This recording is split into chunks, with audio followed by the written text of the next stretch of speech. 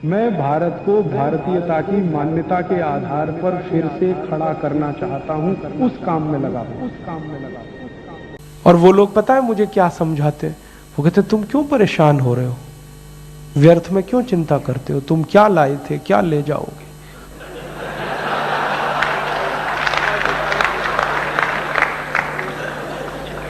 वो तो मुझे इतनी बड़ी फिलॉसफी समझाते हैं, जो हो रहा है अच्छा हो रहा है, आगे होगा और भी अच्छा होगा, तुम व्यर्थ क्यों चिंता करते हो, तुम क्या लाए थे क्या ले जाओगे, लगो ना लूटने में तुम भी। हाँ, बहुत बड़ी फिलॉसफी समझाते और श्री कृष्ण का नाम लेके समझाते कि देखो हम नहीं कह रहे, भगवान श्री कृष्ण ने कहा है, भगवत गीता में कहा है, क्यों व्यर्थ परेशान होते हो, क्यों चिंता करते हो, क्या लाए थे क्या ले जाओगे, लुट रहा है लुटने दो, आगे लुटेगा और भी लुट अच्छा होगा। तो ऐसी फिलॉसफी के मानने वाले बहुत पाखंडी लोग हैं इस देश में। कुछ सफेद कपड़ों में है, कुछ भगवे कपड़ों में। हाँ, बड़े बड़े लुटेरे हैं। मैं आपको विनम्रता पूर्वक कह रहा हूं, ये कठोर बात है। मैंने ऐसे ऐसे लोग देखे हैं भगवे कपड़ों में, जो एक एक शहर से 2-2 करोड़ 5-5 करोड़ 10-10 करोड़ लूट ले जाते हैं।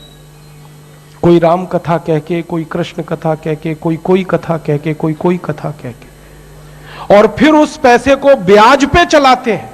ऐसे हरामी लोग मैंने देखे हैं मेरी आंखों से। ब्याज पे चलाते हैं उस पैसे, बाजार में उनका पैसा ब्याज पे घूमता है।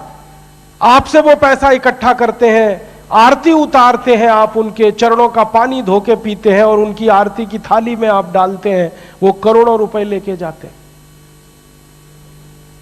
राम की कथा कहते हैं, राम के वन गमन का वर्णन करते हैं और उनके दुखों का वर्णन करते हैं, और ऐसे दुख का वर्णन, ढल ढल ढल ढल आंसू बहते हैं उनके आंख से। मैंने देखा है, राम के दुखों का वर्णन करते हैं, राम को कितना कष्ट हुआ, कितना दुख हुआ, नंगे पांव चले, ऐसे हुआ वैसे हुआ, और उस वर्णन में आप भी रोते हैं वो भी रोते हैं, लेकिन ये सारा खेल एयर कंडीशनड मंच पे चलता है। राम के दुखों का वर्णन करने के लिए एयर कंडीशनड मंच लगता है, एयर कंडीशनड कार लगती है, एयर कंडीशनड घर लगता है, एयर कंडीशन चार्टेड फ्लाइट लगती है, तब राम के दुखों का वर्णन होता है।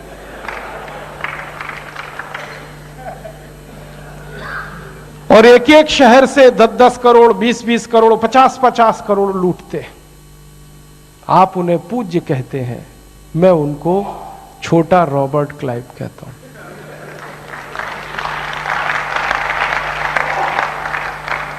तो नेता ही नहीं लूट रहे हैं, अधिकारी भी नहीं लूट रहे हैं, और भी ऐसे लोग हैं, और लूट ही नहीं रहे हैं। मेरे जैसे लोगों को कह रहे हैं क्यों व्यर्थ चिंता करते थे, क्या लाए थे क्या ले जाओगे, तुम तो ये कंठी माला ले लो, राम राम राम राम राधे राधे राधे राधे, बस और कुछ नहीं।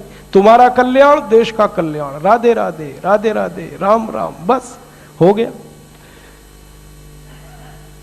ऐसे लोग हमको निकम्मा बना रहे हैं, आलसी बना रहे हैं, प्रमादी बना रहे हैं, कमजोर बना रहे हैं, फैले हुए हैं पूरे देश में। जो हो रहा है अच्छा हो रहा है, आगे होगा और भी अच्छा होगा, तुम क्यों व्यर्थ चिंता करते हो, तुम क्या लाए थे क्या ले जाने वाले हो।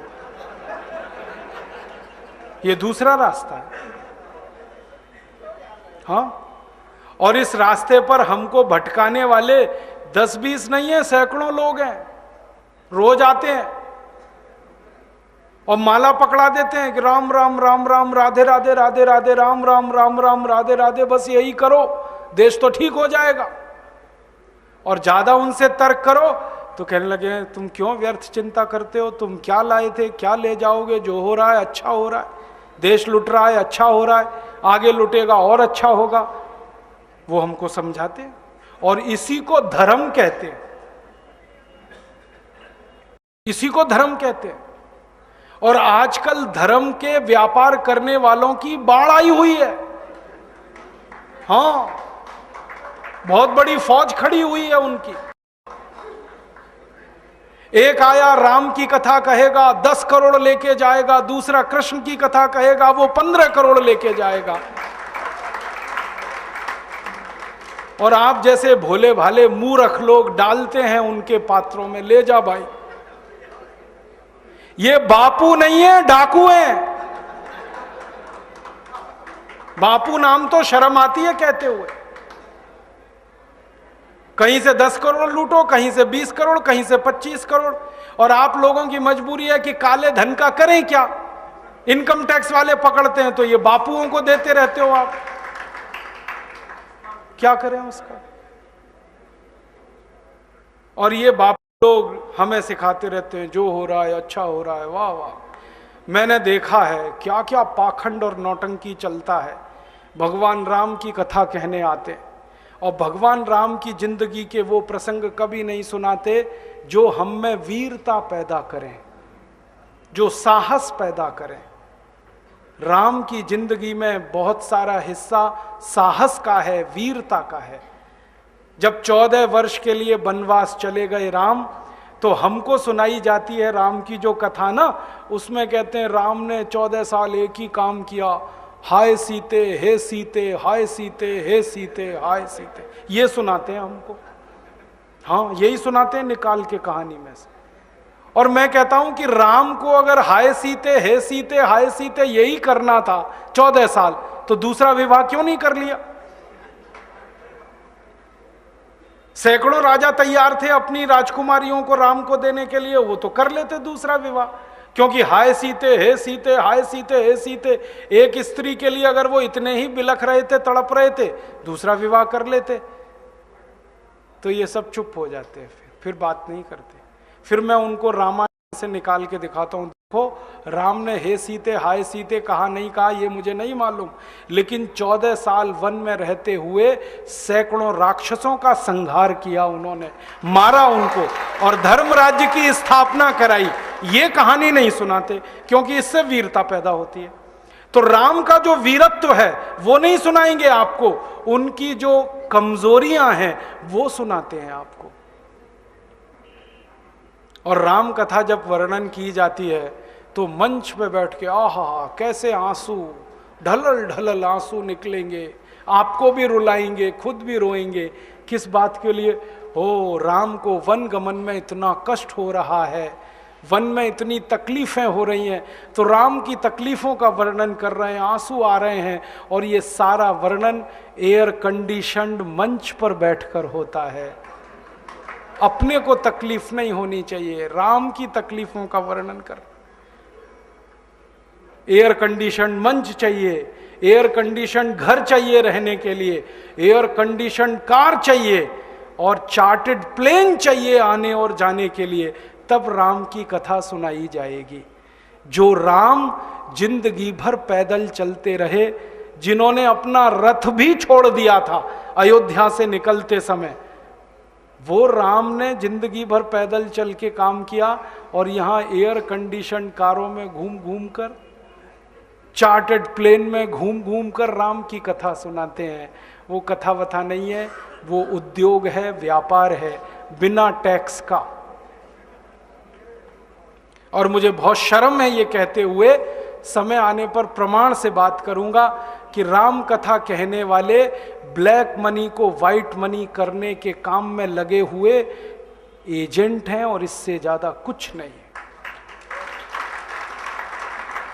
और मुझे इससे भी बड़ी शर्म आती है कहते हुए कि आप जो उनको दे रहे हैं दान के रूप में, वो पैसा ब्याज पर उठा रहे हैं वो दूसरे लोगों को, और आपके दिए हुए पैसे से धंधा बना रहे हैं अपना। फिर ऐसे ही कृष्ण की कथा कहने वाले आ जाते हैं, कहते राधे राधे राधे राधे राधे राधे, और कुछ कहो ही मत, राधे राधे। कंस को मारा, जरासंध को मारा, शिशुपाल को मारा, अधर्मियों को मारा, ये सब थोड़े में, राधे राधे राधे राधे बड़े में। हाँ, क्योंकि आपको कायर बनाना है ना, निर्वीर बनाना है, नपुंसक बनाना है, तो वीरता की कहानी क्यों सुनानी है? तो चुन चुन कर ऐसी कहानियां सुनाते हैं। और मैं आपको बहुत गंभीर बात कह रहा हूं कि ये सारे हमारे देश में जो पाखंडी लोग हैं ना, राम और कृष्ण की कथा कहने वाले, ये सरकारों के साथ मिले हुए हैं, क्योंकि सरकारों ने इनको एक कान में मंत्र फूंका है, तुम लोगों का ध्यान इस तरफ भटकाते रहो ताकि कोई महंगाई के खिलाफ लड़े, गरीबी के खिलाफ न लड़े, बेरोजगारी के खिलाफ न लड़े, अत्याचार के खिलाफ न लड़े, वो डूबा रहे राधे राधे राधे राधे राम राम राम राम, बस इसी में। और समझाते रहो, तुम क्या लाए थे, तुम क्या ले जाओगे, क्यों व्यर्थ चिंता करते हो, जो हो रहा है अच्छा हो रहा है, आगे होगा और भी अच्छा होगा। एक रास्ता ये है। अब दो रास्ते हैं अपने सामने, एक रास्ता भगत सिंह का, ऊधम सिंह का, चंद्रशेखर का, एक रास्ता हमारे ये धर्म गुरुओं का, पाखंडियों का, जो राम की कथा, कृष्ण की कथा। मुझे बहुत ऑफर आए हैं, मैं आपको दिल का दर्द बता रहा हूं, सच में कह रहा हूं, आपसे नाम नहीं लेता। मुझे ऑफर आए कि तुम कहां बेकार भटक रहे हो, मेरे साथ आ जाओ। मैंने कहा बापूजी क्या होगा उसमें? तो कहने लगे जितना मिलता है वो डबल हो जाएगा। मैं बोलना कैसे? तो उन्होंने कहा तुम्हारी वाणी में बहुत जोर है और मेरे पास लोगों की भीड़ इकट्ठा करने का, मजमा लगाने का तरीका है। मैं ऐसा डमरू बजाता हूं कि सब इकट्ठे होते हैं, और तुम्हारी वाणी में जोर बहुत है, मिलके लूटेंगे, थोड़ा तुम्हारा थोड़ा मेरा। ऐसे खुले ऑफर हैं मेरे पास। और मैं कहता हूं बापूजी माफ करो। क्यों? कहते तुम्हें पैसे नहीं चाहिए? मैंने कहा पैसे ही चाहिए होते तो बहुत रास्ते हैं मेरे पास, यही एक बचा है। पैसे ही कमाने हैं तो बहुत रास्ते हैं, ये एक रास्ता थोड़ी है। बहुत तरीके हैं, पैसे कमा लूं, घर बना लूं, बीवी बच्चे ले आऊं, करोड़पति हो जाऊं, 10 करोड़पति हो जाऊं, 100 करोड़पति हो जाऊं, बहुत आसान काम है ये तो। थोड़ी चालाकी हो तो सैकड़ों करोड़ बनाना बिल्कुल मुश्किल नहीं है इस देश में। फिर अंत में तो वही होगा ना, सैकड़ों करोड़ हो गए, एक दिन डायबिटीज होगी, एक दिन अर्थराइटिस होगा, एक दिन हार्ट अटैक आएगा, मैं मरने ही वाला हूं। तो मरना तो है ही, वहां भी शायद जल्दी मरूं, क्योंकि जब शरीर में तामस वृत्ति आती है ना तो जल्दी मरता है आदमी। जब तक सात्विक रहता है तब तक थोड़ा दम रहता है, तो तामस वृत्ति आएगी, मरना मुझे वहां भी है। तो क्यों ना इस रास्ते पे चल के मरूं जहां सात्विक वृत्ति भी है, मरना है ये तो पक्का ही है, जिंदा तो कोई रहेगा नहीं। तो भगत सिंह का रास्ता क्या बुरा, ऊधम सिंह का रास्ता क्या बुरा, चंद्रशेखर का रास्ता क्या बुरा? कुछ करके मरो ना। मरेंगे ये सब भी, साधु संत पाखंडी, राम की कथा सुनाते सुनाते हार्ट अटैक आएगा, मरेंगे वो भी। डायबिटीज सबको हो रखी है, मैंने देखा है नजदीक से जाके, सब इंसुलिन लगाते हैं, खाते हैं गोलियां, अपनी डायबिटीज नहीं मिटा पाते, दूसरों को उपदेश देते फिरते। ब्लड प्रेशर सबको बढ़ा हुआ है, क्योंकि ये जो काला धन है ना, इसका हिसाब किताब करने में बीपी ही बढ़ने वाला है। सब बीपी की गोलियां खाते हैं, सब डायबिटीज के लिए शिकार हैं, तो दूसरों को उपदेश देंगे तो मैं भी लग जाऊं, वो एक रास्ता है। एक रास्ता भगत सिंह, ऊधम सिंह, चंद्रशेखर का भी है। मौत तो दोनों में ही आने वाली है, बस अंतर इतना है, एक मौत ऐसी आएगी जिसको देश और समाज जिंदगी भर याद रखेगा, और एक मौत ऐसी आएगी कोई पूछेगा नहीं।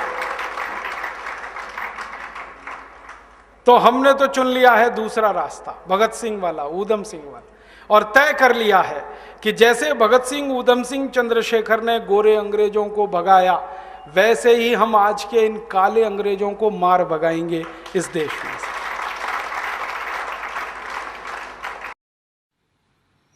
दोस्तों, सबसे पहले तो चैनल सब्सक्राइब करें, फिर लाइक, कमेंट और शेयर करें, और हाँ, हमारा एंड्रॉयड ऐप डाउनलोड करना ना भूलें।